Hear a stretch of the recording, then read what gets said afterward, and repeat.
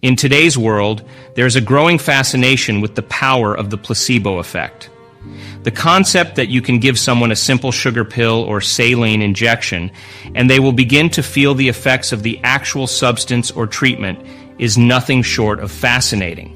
The reason for this is that the human mind has a remarkable ability to program the autonomic nervous system to produce the exact pharmacy of chemicals needed to match the substance they believe they are taking.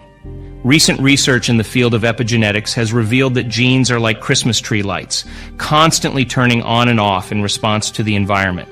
The expression of proteins is responsible for the structure and function of the body and the expression of life itself. However, if one interprets their environment in the same way every day, thinking the same thoughts, exhibiting the same behaviors, and experiencing the same emotions, then the same genes will remain activated while others are suppressed. Additionally, the hormones of stress can further downregulate genes, leading to the development of diseases. If the environment is what signals the gene and emotions are the end product of an experience, then living in the same emotional state every day will signal the same genetic expression, leading to a predetermined genetic destiny. However, one can signal the gene ahead of the environment. By embracing elevated emotions, combining them with clear intentions, and being fully present in the moment, the brain and body do not differentiate between external and internal experiences. The body then sends the signal to produce the chemical or hormone that it believes is needed to match the emotional experience. The stronger the emotion felt from an inward process, the more attention is paid to the thought or image in the mind, creating a long-term memory. This memory downregulates genes for disease and upregulates genes for health, allowing the production of new proteins, hormones, and chemicals to affect other systems in the body. While this process can take time, the evidence shows that acute conditions can be effectively treated with modern medicine, while chronic conditions require lifestyle changes. To begin making these lifestyle changes, one must examine the way they live their life, the choices they make, and how they manage their emotions. While not everyone may be open to this process, health and wellness can be as infectious as disease. Once people start to break through and embrace this way of thinking, the effects can spread, leading to a more significant change in the community. In my 8,500 brain scans, I've discovered that we are at our best when we move beyond ourselves. This is where the real work lies. Physicians have seen firsthand the impact of people managing their emotions, thoughts, and making better choices. They're making great strides and not falling into self-destructive patterns. Many physicians have become my colleagues and commend me for the work I'm doing, stating that it makes their job easier. Sometimes medication doesn't necessarily heal the disease, but it helps people maintain a certain quality of life or health. However, the nervous system has the potential to become the greatest pharmacist in the world. How? By changing our thinking and feeling. Our thoughts and emotions can make our own pharmacy of chemicals that are equal to any drug we take. I became fascinated with the placebo effect, which led me to write my book, The Placebo. It's incredible to see how people can take a sugar pill, saline injection, or even a false surgery or treatment, and still believe that they are getting the actual substance or treatment. A certain percentage of people can program their autonomic nervous system to make the exact pharmacy of chemicals equal to the substance that they think they're taking. This begs the question, is it the inert placebo that's doing the healing, or is it the body's innate capacity to heal by thought alone? That pill is merely a symbol of possibility. It's a representation of hope. The doctor says, "This is a great new drug that's going to help with depression." And the person begins to think about the idea that they could get better. They're selecting a new potential in the quantum field, and then all of a sudden, a certain percentage of those people become enthusiastic and inspired. They start changing their emotional state, combining a clear intention with an elevated emotion, and changing their state of being. When we believe we're worthy of receiving, that's when the universe will deliver. When we're in survival mode, separation, and lack, we're forcing and controlling outcomes, and we're matter trying to change matter. It's going to take time for anything to happen because we're creating a three-dimensional reality, and everything in a three-dimensional reality takes time.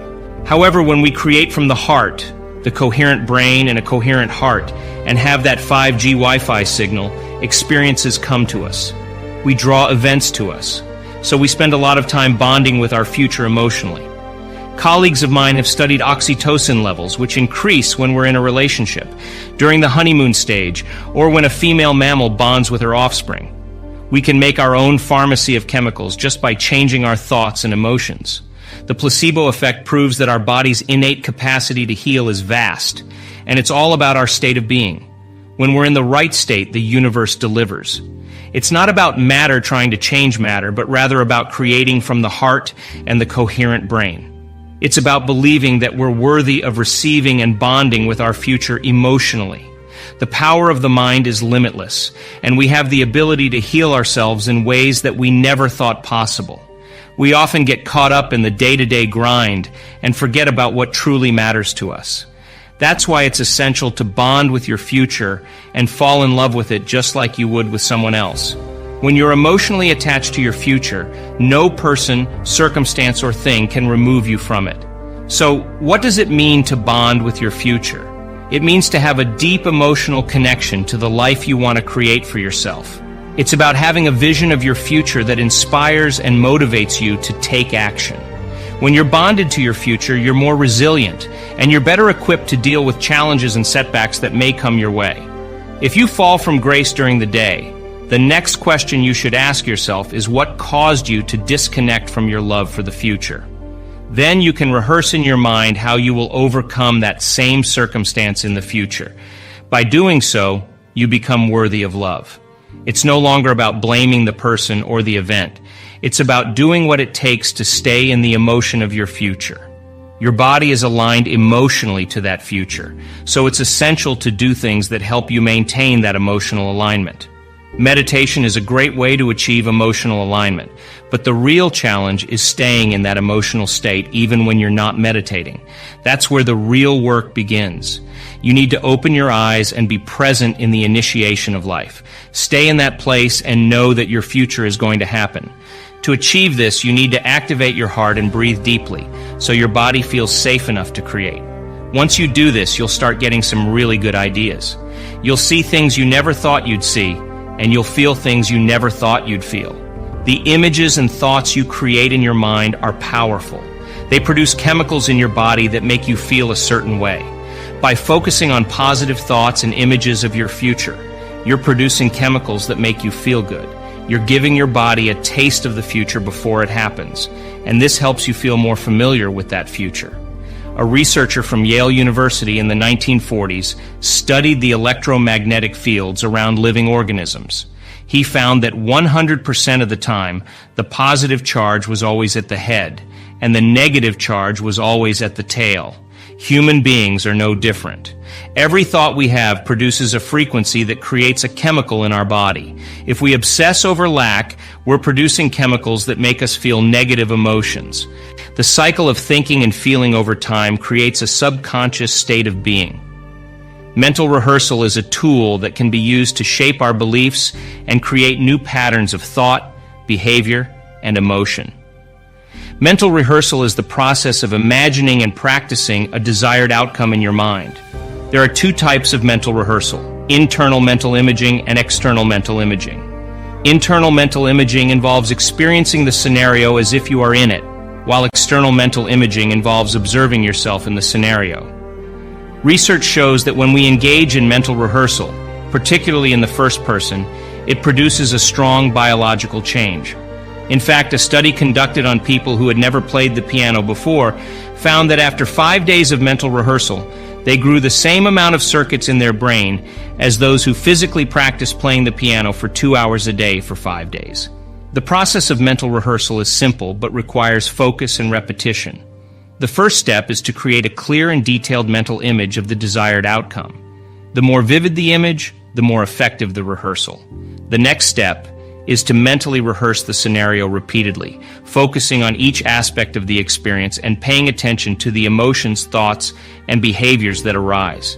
As we engage in mental rehearsal, Our brain does not distinguish between what is happening in the physical world and what is happening in our mind. The brain responds to our thoughts and feelings as if they are real experiences, and over time, mental rehearsal can create new patterns of thought, behavior, and emotion that shape our reality. Our brains are remarkable organs, responsible for the sum total of our experiences and knowledge up to this moment. From a biological standpoint, they are a record of our past, storing all of our memories and experiences and shaping our thoughts and actions in the present. However, recent research has shown that the brain is also capable of changing its circuitry before an experience, priming itself to create new neural pathways and to reshape itself in response to new stimuli. In other words, the brain can be a map to the future, not just a record of the past.